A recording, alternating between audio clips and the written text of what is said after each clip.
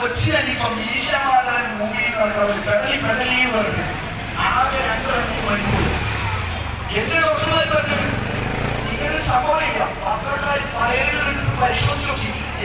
വർണ്ണങ്ങളിലുള്ള പുഷ്പങ്ങളെ പോലെ സ്വന്തം ഹൃദയത്തിൽ ഏറ്റെടുത്ത് നമ്മളെ ഏകോദര സഹോദരങ്ങളെ പോലെ സമഭാവനയോടെ ചേർത്ത് നിർത്തിയ തറവാടാണ് പാണക്കാട് തറവാട്.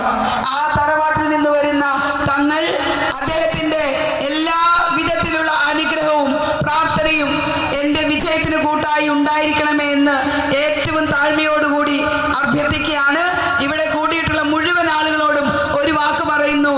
അദ്ദേഹം അനുഗ്രഹിച്ചു വിട്ട ഒരു സ്ഥാനാർത്ഥിയായ ഈ എളിയ UDF-ന്റെ പ്രവർത്തകയായ ഞാൻ ഐക്യജനാധിപത്യ മുന്നണിയുടെ അഭിമാനവും അന്തസ്സും കാത്തു സൂക്ഷിച്ചുകൊണ്ട് എന്റെ സ്ഥാനാർത്ഥി എന്നുള്ള നിലയിൽ ഏറ്റവും സൗമ്യവും ശാന്തതയോടുകൂടിയും പാണക്കാട് തറവാട് മുന്നോട്ട് ഈ അവസരത്തിൽ ഞാൻ